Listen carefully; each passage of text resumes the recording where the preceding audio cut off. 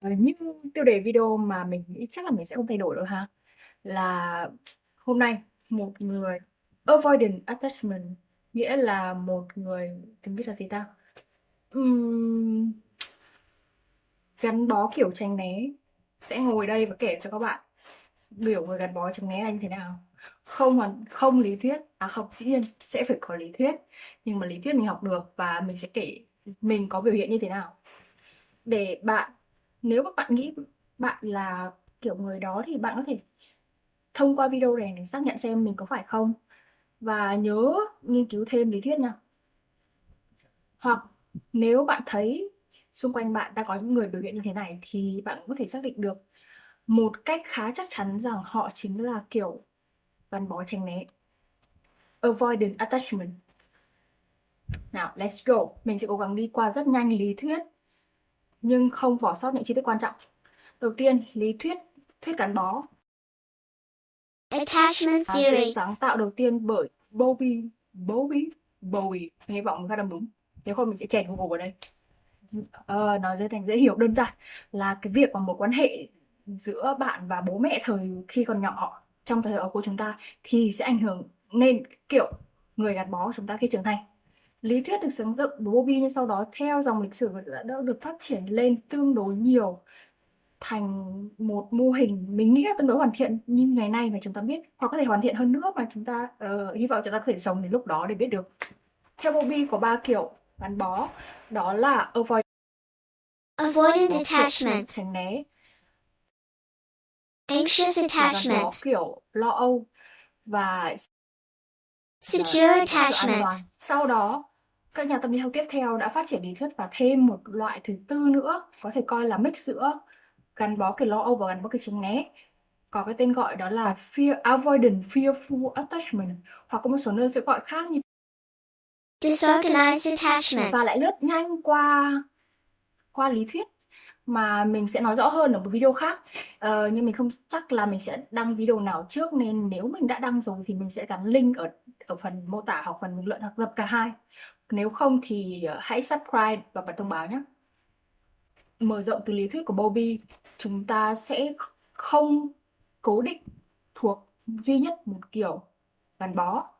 Ví dụ như có các bạn cứ hiểu như nó là một điều thị hình cấu trúc x và y đi, thì lo âu tránh né mình sẽ để đâu đó đây, lo âu tránh né và mix và secure và an toàn. Nói rất nhanh, cố gắng rất nhanh, rất tóm gọn, nhưng bạn đừng bỏ qua phần lý thuyết này. Đó là chúng ta trong các mối quan hệ khác nhau tạm thời chia ra có 3 loại mối quan hệ, đó là mối quan hệ với cha mẹ hay gia đình, mối quan hệ với bạn bè, những người xung quanh, và mối quan hệ lãng mạn, đó là với những người partner, người yêu, chồng, vợ chồng, vân vân, nói chung là mối quan hệ lãng mạn. Chúng ta có thể là một kiểu gắn bó khác nhau ở trong với mỗi dạng mối quan hệ ấy, nó phụ thuộc vào cái định hình kiểu gắn bó chúng ta có sẵn, sau đó phát triển lên do sự ảnh hưởng qua lại của các hành vi, thói quen và vân vân khi chúng ta ở mối quan hệ cụ thể. Nào, đi qua phần lý thuyết rồi thì chúng ta sẽ đến phần câu chuyện thật. Câu chuyện cá nhân của mình nó không đại diện cho tất cả những người mang đặc điểm của avoidant attachment. Mình sẽ điểm qua 3 phần. Thứ nhất, lý do nào và những hành vi nào và trải nghiệm nào trong tuổi ấu thơ đã hình thành nên các loại gắn bó. Theo Bowie và lý thuyết của ông thì chủ yếu đến từ mối quan hệ giữa cha mẹ hoặc là người nuôi dưỡng, nếu mà trong trường hợp bạn không ở với cha mẹ. Đối với những đứa trẻ, gắn bó né tránh là do khi chúng có đòi hỏi và thể hiện mong muốn đòi hỏi được sự quan tâm hay là nhu cầu gì đó như kiểu ăn uống, quan tâm, tình yêu thương, vân vân mây bất kỳ cái loại nhu cầu nào mà trẻ con nó có thể có, thì tùy thuộc vào độ tuổi, đúng không? Chúng sẽ có cách đòi hỏi khác nhau hoặc tùy vào những đứa trẻ khác nhau. Như nếu chưa biết nói thì chúng có thể khóc hoặc là quấy nhiễu hoặc gì đó, biết nói rồi thì có thể nói thành lời, hoặc có những đứa trẻ thì khi có thể do tính cách có sẵn hoặc là nó được hình thành rồi mà nó sẽ không thể hiện bằng lời nói và nó thể hiện hành động khác hay không thì mình không đi sâu vào điều đó nhé. Thì đối với những đứa trẻ xa lánh, đứa trẻ né tránh thường là do khi những đứa trẻ thể hiện mong muốn mà không được bố mẹ hay người nuôi dưỡng đáp ứng thì chúng tự tìm cách, gọi là không thay đổi được thì tự diễn biến, tự chuyển hóa bản thân ấy, tìm cách là không đòi hỏi vào người lớn nữa. Hay cách gọi người của mình bây giờ đó là không kỳ vọng, không thất vọng. Do đó chúng sẽ không đòi hỏi người lớn, không quấy nhiễu.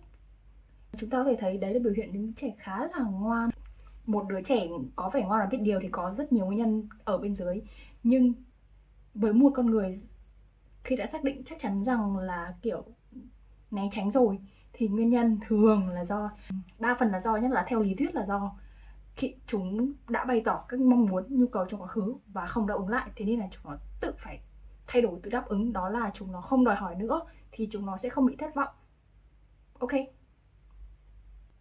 Theo những gì mình được nghe kể từ mẹ mình trong quá khứ, dĩ nhiên mình hồi lúc rất nhỏ, kiểu mẫu giáo, tiểu học, thậm chí nhỏ hơn chưa biết nói, thậm chí đang bò thì mình không thể nhớ được.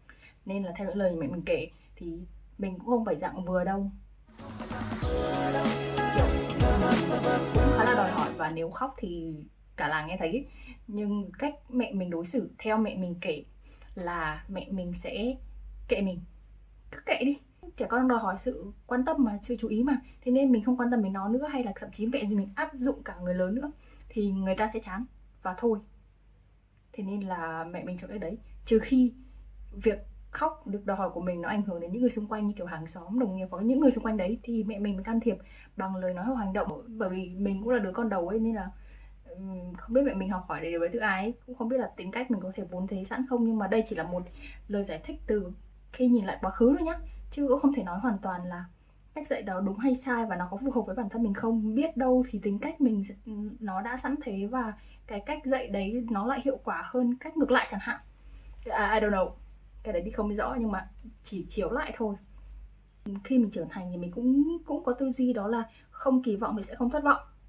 Thế nên là mình sẽ không kỳ vọng vào gia đình quá nhiều, vào những người thân và những người xung quanh để tránh bị thất vọng, kiểu thế. Mình gọi là con tự tính sinh, không phụ thuộc vào ai.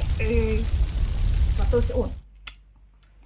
Đó, đây là về quá khứ. Mình không thể khẳng định rõ ràng được như một người có chuyên môn là cái sự hình thành cái cách gắn bó né tránh của mình bây giờ là do phần tính cách mình sẽ có nhiều hơn hay do môi trường nhiều hơn.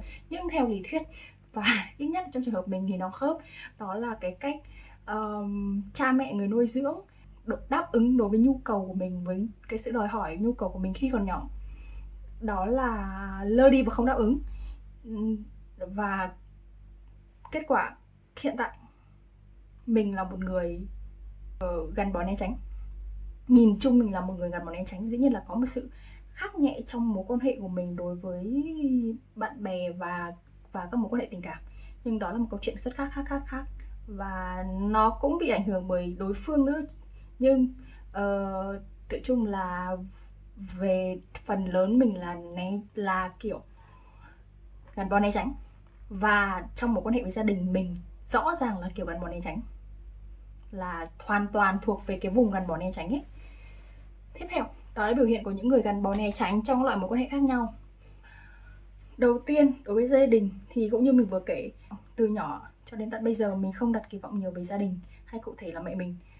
Mình sẽ không kỳ vọng là mẹ mình sẽ thể hiện nói lời yêu thương, hay là tức là không kỳ vọng gì nhiều hơn so với những gì mẹ mình đã cho mình từ quá khứ, từ suốt thời thơ ấu cho đến hiện tại.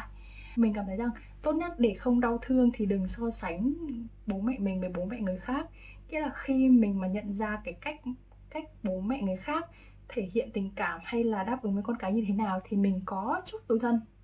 Đó, bởi vì mình tưởng rằng mình lớn lên trong gia đình như thế này nên mình nghĩ rằng cách đối xử, cách mối quan hệ giữa con cái cha mẹ là như thế này, nó là mặc định, nó là đúng, nên mình không biết rằng có những cái cách đối xử khác. Nên khi biết được những gia đình khác, những đứa con khác được đối xử một cách khác, một cách kiểu nồng ấm hơn và được đáp ứng được phản hồi nhiều hơn thì mình cảm thấy một chút tủi thân. Và cái cơ chế phản xạ của mình sẽ là ok, vậy tôi không muốn nghe câu chuyện về gia đình của các bạn nữa, tôi không muốn nghe những câu chuyện khác. Bởi vì sao? Bởi vì tôi sợ rằng nếu mà tôi sẽ biết những câu chuyện như thế, tôi biết rằng các bạn được đối xử theo cách khác tôi, một cách theo hướng là ấm áp hơn, tốt đẹp hơn, thì tôi sẽ cảm thấy đâu đấy tủi thân. Nên tốt nhất là tôi không muốn biết. Không biết thì không đau thương, đúng không? Tiếp đến mối quan hệ với bạn bè và mối quan hệ với những đối tác tình cảm nghe lạ quá nhỉ, partner, đối với mối quan hệ khác đi nói chung. Thì những năm đầu đời những năm đầu đời đại khái là từ lúc mình có ý thức như kiểu là mình đang đi học cấp 2, cấp 3 lên đại học, ra trường, ra đời, những năm đầu tiên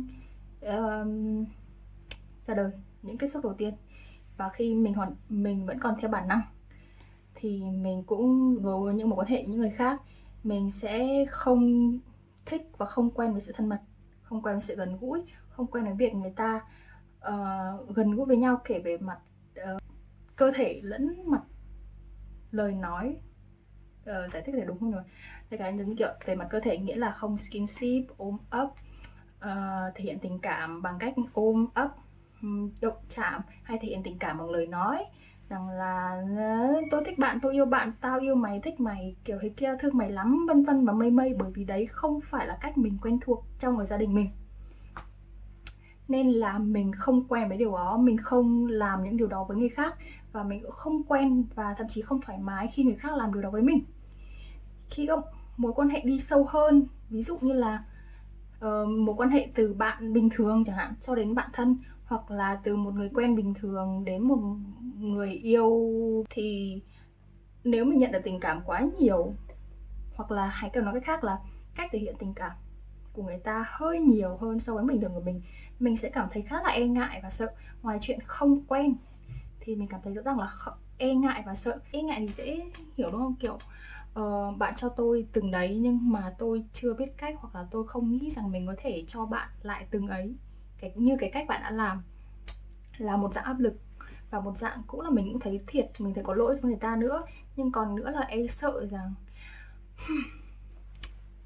cái này phải thú thật và xin lỗi, rất xin lỗi những người yêu cũ của mình và thậm chí là bạn bè mình nữa, vì phải thú thật rằng mình sợ họ bỏ đi nên mình không dám để họ đến gần mình. Liệu nó có khó hiểu mọi người không? Nhưng mà suy nghĩ của mình là một người, trong tư cách của một người gắn bó né tránh là như thế này nhá. Nếu mình để một người tiến đến quá gần với mình, hay mình cũng tiến gần đến với họ, thì mình và người đó sẽ có mối ràng buộc, mối liên kết rất mạnh mẽ luôn. Kiểu chúng tôi nắm được bí mật của nhau, hoặc là biết là những điểm yếu của nhau, nhưng mà điểm yếu theo phải kiểu điểm xấu hay là một cái tội lỗi gì để che giấu đâu, mà theo cái kiểu là chúng tôi biết mặt yếu của bạn ấy, và mình biết mặt yếu của bạn, bạn biết mặt yếu của mình ấy. Thế nên bạn đã bước vào vùng an toàn của mình. Khi bạn bước vào vùng an toàn của mình ấy, thì lời nói hành động của bạn rất dễ gây tổn thương với mình, bởi vì bạn đã nằm bên trong rồi, không còn nằm ngoài cái khoảng an toàn và cái lớp lá chắn, cả là cái lớp lá chắn của mình nữa. Nên là lời nói và hành động của bạn có sức nặng với mình, và nếu không cẩn thận thì nó sẽ có sức sát thương. Tức là kiểu chỉ đơn giản ví dụ, nếu mà là một người xa cách, xa lạ không sao, thì họ đến và họ đi, mình không cảm thấy gì hết. Nhưng nếu là một người quan trọng với mình và đã bước vào vùng an toàn của mình, thì mình phụ thuộc tình cảm họ theo kiểu là có thể là lâu ngày không gặp họ, mình thấy nhớ họ, nhớ là một cảm giác khó chịu đúng không? Họ không quan tâm đến mình, hay là họ bỏ mình đi, hay là mình coi họ là bạn thân nhất nhưng họ không coi mình là bạn thân nhất, kiểu như vậy.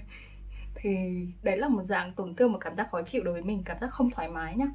Do đó là để tránh cảm giác không thoải mái đó, mình lựa chọn không bắt đầu ngay từ đầu. Nhưng mà đấy, các bạn có thể nói là tại sao có thể lựa chọn không bắt đầu, vì sợ kết thúc mà lựa chọn không bắt đầu được. Kiểu là biết đằng nào cũng chết thì sống là sinh ra làm gì ấy, nhưng bắt đầu sinh ra đâu phải lựa chọn là chúng ta đâu, ok. Thôi đấy một câu chuyện khác. Nhưng mà yeah, actually sự thật là đúng thế, có nhiều những dạng mối quan hệ mình đã lựa chọn không bắt đầu vì mình sợ kết thúc. Mỗi tình huống rất khó để giải thích. Vì mình không bắt đầu mối quan hệ với người này bởi mình sợ các loại, sợ rất nhiều thứ các bạn ạ. Như kiểu là ví dụ như yêu xa ấy, mình sợ là mình không chịu được cảm giác nhớ nhung, hoặc là mình sợ rằng bọn mình sẽ nhanh chóng chia tay bởi vì có rất nhiều khó khăn khác nhau. Thế nên là mình sẽ, nếu mình thật sự đã fall in love rồi, chính xác là té vào tình yêu với người ta rồi, thì mình sẽ, khi thứ nhất là mình bị thương, thứ hai là nhỡ mà có chia tay thì mình sẽ không vực dậy được. Tương tự có những mối quan hệ không hẳn là cái kiểu là bắt đầu kết thúc, mà là chỉ là mình có để họ bước xa hơn không, nghĩa là đến tiến gần mình hơn không. Như kiểu là mình có sẵn sàng để họ khiến họ trở thành bạn thân của mình không. Thân cũng có nhiều level, nhưng đại khái thân ở đây ý mình nói là safe zone của nhau, là điểm, là chỗ dựa an toàn, chỗ mình có thể chia sẻ những cái mặt yếu, thậm chí là mình, mặc dù mình ngồi đây mình đang chia sẻ cái mặt cực kỳ yếu mình đối với kiểu tất cả những người xem mà không biết có bao nhiêu, không biết là có bao nhiêu người xem, nhưng mà không khác thì công khai với cả thế giới rồi đó. Thì đa phần là tất cả mọi người mình sẽ lựa chọn là không để họ tiến xa hơn. Thậm chí là có những người chủ động, có những người có tín hiệu, hay là họ muốn thoải mái, họ muốn họ để mình thành safe zone của họ, nhưng mà mình không sẵn sàng để cho họ trở thành safe zone của mình và bước vào vùng an toàn của mình. Đó, kể cả tương tự với một quan hệ trong tình yêu cũng thế. Có thể là mọi người nghĩ là khi người yêu khi yêu nhau thì mọi người sẽ gọi là thân nhau, tức là cái rút ngắn khoảng cách nó rất là nhanh ấy, kiểu nó rất, đối với mình nó là rất đốt cháy giai đoạn ấy. Như kiểu là làm bạn bè thì mình có thời gian rất dài để tìm hiểu nhau, rồi tiếp xúc với nhau, rồi thế nọ thế kia vân vân mây mây, và sẽ chỉ ràng buộc với nhau, có liên kết với nhau ở một số mảng thôi, phần còn lại vẫn là cuộc đời riêng của mỗi người. Nhưng người yêu là một thứ gì đó nó kiểu đến rất nhanh như vũ bão, và như kiểu bị ép buộc trở thành safe zone của nhau ấy. Nếu không trở thành safe zone của nhau thì sẽ toang ấy, kiểu vậy. Thế nên là trong mối quan hệ tình cảm từ trước giờ của mình cũng khá là an toàn, theo kiểu mình khá do dự để yêu ai đó hết lòng, kiểu yêu hết tâm can phèo phổi, nói hết điểm yếu về nỗi đau khổ vân vân mây mây của mình ra. Mình cũng từng sợ love bombing.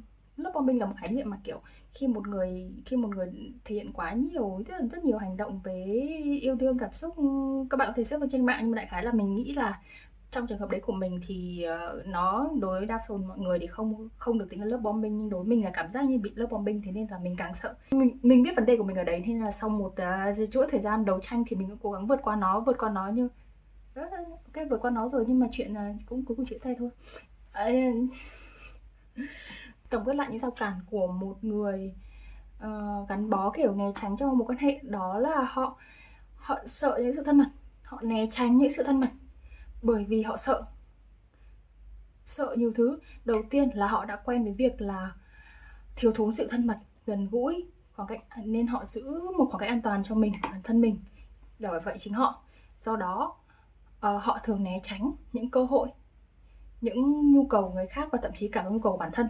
Mặc dù vẫn rất muốn thân mật, hay là gần gũi, hay là có một mối quan hệ sâu sắc đối với ai đó, nhưng mà họ e sợ rất nhiều thứ, và họ cảnh giác hơn rất nhiều để sẵn sàng đón nhận thứ đó. Ok, hết nói đoạn này xong mệt quá, nói như kiểu bóc hết tâm can phèo phổi ra, mình nên thấy mệt, nên chúng ta sẽ đi nhanh sang phần 3, đó là làm sao để giải cứu, hay để handle, hay để xử lý những cái người né tránh. Tại sao nói đi nói lại rồi mình vẫn không thể nhớ được cái cụm từ này nhỉ? Tại sao mình cứ nhớ avoidant attachment ấy, xin lỗi các bạn. Nó là lo âu kiểu né tránh, là kiểu này đi, từ giờ đến cuối video mình sẽ nói là kiểu này đi. Thực ra mình không rõ lắm, vì cái sự lo âu, cái kiểu này của mình chưa chữa trị được, và mình nghĩ mình sẽ cần một người có chuyên môn như kiểu chuyên gia tâm lý để chữa trị nó tận gốc. Nhưng mà nó đến từ thời thơ ấu, từ trauma thời thơ ấu và một quan hệ giữa gia đình, thế nên nó là một câu chuyện rất dài để có thể chữa trị tận gốc. Bây giờ mình chỉ tạm nói đến những phương pháp mà mình nghĩ là nó đã có tiến triển đối với mình. Đó là quay về cái chuyện là mình nói là mọi người không nhất thiết là chỉ có duy nhất một kiểu gắn bó trong tất cả mối quan hệ. Thì mình nói lại câu chuyện của mình là trong một quan hệ với gia đình thì rõ ràng của mình hoàn toàn đó là kiểu né tránh. Nhưng mối quan hệ của mình trong mối tình cảm thì hơi khác một tí, hơi mix giữa né tránh và lo âu. Nhưng mối quan hệ bạn bè của mình thì đã hoàn toàn nằm trong mối an toàn. Thực ra là bài test đấy, thông qua bài test đấy, và mình sẽ để link ở bên dưới, thì mình đã nằm vùng an toàn, nhưng nó không đại diện cho tất cả bạn bè của mình. Nó chỉ là mình đã tìm thấy một người bạn đích thực và tìm thấy safe zone của mình, và mình hài lòng và mình cảm thấy an toàn với người bạn đó, và mối quan hệ hài lòng và cảm thấy an toàn với mối quan hệ giữa mình với người bạn đó. Thì đã có một cách khá là cổ điển và mình vẫn thấy hữu hiệu, đó là chúng ta cần một người an toàn để hướng dẫn, dìu dắt, cầm tay chúng ta trở nên gần đến ngưỡng an toàn hơn. Nhưng cái này không phải là cơ duyên ai cũng gặp được, thế nên là bạn mới ngồi xem video này đúng không? Ok, let's go. Bí kíp của mình là ok, thứ nhất hãy tìm một lý thuyết. Xem video này cũng được, những cái video của mình hay là tương tự như của mình thì nó sẽ đơn giản hóa mọi thứ và nó gần với thực hành hơn. Nhưng nếu có thời gian và có thể hấp thụ được những lý thuyết khô khan ấy thì hãy cố gắng đọc lý thuyết để tìm hiểu lại được nguyên nhân gốc rễ hình thành nên cái hành vi và cái kiểu né tránh hiện tại của bản thân. Và hãy tìm, rồi mình sẽ tìm thấy những cái nguồn lực trợ giúp bên ngoài. Đầu tiên là bản thân đã. Bản thân bạn tự vận động bằng cách hiểu về bản thân, tìm được giải pháp. Nếu mà không tìm được khó quá học hoặc kiểu né tránh của bạn quá nặng thì hãy tìm đến những người có chuyên môn như là chuyên gia tâm lý để giải quyết vấn đề của bạn. Thì cách đó đúng, nó tốn tiền nhưng nó nhanh hơn và nó chuẩn xác hơn mình xem hàng ngàn video YouTube như mình. Ngoài chuyện làm việc, tìm thêm các tư liệu, hướng dẫn làm việc với bản thân để giúp mình can đảm hơn. Chính xác, mình cần nghĩ là mình cần từ can đảm hơn, dám thử thách bản thân hơn, dám take risk, dám nhận lấy những cái nguy cơ trong một quan hệ để nhận được trái ngọt. Hãy tin rằng là take risk dĩ nhiên là sẽ có rủi ro, như kiểu là đầu tư bao giờ cũng có thua lỗ, nhưng mà sẽ có lãi. Không lãi thật sự thì chúng ta có lãi về học mà, coi như là học phí. Thì hãy take risk dần dần, từng những bước nhỏ trong cái khả năng bạn nghĩ bạn có thể chấp nhận được, có thể chịu đựng được, và nhìn rộng ra những người xung quanh. Ví dụ có những người bạn, đầu tiên bắt đầu với những người bạn, có thể những người bạn, có những người có thể giúp bạn cảm thấy an toàn, có những người thật sự là những người an toàn đối với bạn. Mình không trị liệu được hoàn toàn, mình không xử lý hoàn toàn vấn đề này tận gốc rễ của nó. Mình nghĩ là để trị hoàn toàn gốc rễ thì chúng ta cần therapist, cần trị liệu những người có chuyên môn, chuyên gia tâm lý. Và trị liệu đây không phải trị liệu bản thân mình, và nó phải trị liệu cùng với gia đình, bởi vì gia đình là nguồn cơn phần lớn hình thành nên nhân cách chúng ta ngày nay. Xin lỗi vì mình chưa học về lý thuyết về cái phần làm sao để trị liệu cái này, nhưng mình sẽ chỉ chia sẻ câu chuyện của mình và cách mình đã tiến triển tốt hơn. Tại sao mình từ người hoàn toàn né tránh, kiểu người hoàn toàn avoidant, và trong các mối quan hệ với bạn bè thì hiện tại mình đã là một người rất an toàn, người hoàn toàn nằm trong an toàn. Biểu hiện của sự an toàn đây là gì? Đó là mình cảm thấy được yêu thương, được quan tâm, thật sự có người quan tâm và sẽ không bỏ rơi mình. Và mình không lo lắng về chuyện là họ sẽ bỏ rơi mình. Mình hoàn toàn thấy thoải mái khi dựa dẫm vào họ và để họ dựa dẫm vào mình, mà không cảm thấy đó là một gánh nặng hay nó mang kèm theo những nỗi sợ chia ly. Thứ nhất là không sợ chia ly, không sợ rằng cái sự cung cấp, chỗ dựa đó sẽ biến mất. Thứ hai là không sợ mình trở thành gánh nặng cho người khác, bởi vì chúng mình đã xây dựng niềm tin rằng là chúng mình thật sự quan tâm đến nhau, và chúng mình không phải gánh nặng nhau, và chúng mình thật sự muốn giúp đỡ nhau và muốn trở thành hỗ trợ cho nhau, chứ không phải là theo cái kiểu là trách nhiệm, tôi là bạn của bạn thì tôi nên làm như thế này bởi vì tôi là bạn của bạn, hay là những gánh nặng ràng buộc về mặt đạo đức, về mặt ứng xử, hay là bất kỳ một cái cách hành xử nào mà xã hội bảo chúng ta nên làm. Đó là cách mình đã tiến đến kiểu gắn bó an toàn trong các mối quan hệ bạn bè. Nó phải nhờ nhiều yếu tố. Thứ nhất, mình đã tự làm việc với bản thân, nghĩa là mình đào sâu về lý thuyết về cuộc đời mình, và mình đặt câu hỏi và mình đi tìm câu trả lời cho nó thông qua nhiều cách, đa phần là từ sách báo. Mình bây giờ càng ngày thì mình càng đọc về những lý thuyết gốc. Mình không ví dụ chúng ta có thể khám phá được những cái lý thuyết cơ bản qua YouTube, các video, thậm chí TikTok các thứ. Nhưng về sau thì mình nghĩ mọi người vẫn nên đi tìm về các lý thuyết gốc của nó. Mình nên đặt câu hỏi không chỉ là cái gì, như thế nào, mà đặt câu hỏi tại sao, bởi vì từ nguyên nhân, khi chúng ta rõ được nguyên nhân rồi và các lý thuyết gốc thì chúng ta sẽ tìm ra một cách đúng hướng hơn, tránh sai lạc. Càng tìm về gốc thì cái đoạn đường sau nó càng ít sai lệch. Thế nên thứ nhất, hãy làm việc với bản thân. Thứ hai, tìm nguồn trợ giúp bên ngoài. Ví dụ mặc dù mình làm việc với bản thân nhưng mình không tìm được những người bạn như thế, tức là mình không cùng họ làm việc để mình can đảm hơn, để họ bước vào vùng an toàn của mình, và mình cũng cố gắng bước vào vùng an toàn của họ, và họ cũng phải có những người cũng sẵn sàng làm điều đấy vì mình, thì cái điều đấy mới hiệu quả. Và phần cuối cùng mình muốn nói tổng kết lại kiểu né tránh an toàn. Để nói với bản thân bạn là người kiểu né tránh an toàn hay là những người thân xung quanh bạn thì đây không phải là sự lựa chọn của chúng ta, nên không có gì có lỗi, mà đây là một vấn đề. Ok, vấn đề và chúng ta phải học cách xử lý nó. Không xử lý được thì phải sống chung với nó. Mình sẽ tiếp tục làm việc với bản thân và với những người xung quanh để mỗi ngày để cải thiện tốt hơn. Chúng ta không cần phải cố gắng kiểu quá sức làm gì, không cần phải cảm thấy tội lỗi. Các bạn cũng vậy. Mình mong các bạn hiểu được điều này. Đây không phải lỗi chúng ta, vì bản thân mà, vì bản thân tốt hơn mỗi ngày thì mỗi ngày mình cố gắng một chút thì sẽ đâu đó sẽ tìm được một cách tốt hơn, sẽ có một cuộc đời đẹp hơn, sẽ cảm thấy thôi cuộc đời đẹp hơn thì quá áp lực, nhưng đại khái là mình sẽ cảm thấy tốt hơn mỗi ngày, mình cảm thấy đáng sống hơn, mình cảm thấy muốn sống trên cuộc đời này hơn. Và biết đâu mình còn thể đem lại hạnh phúc cho người khác nữa. Thế nhá, cố gắng lên mà đừng bỏ cuộc. Bye bye, hẹn lại video tiếp theo.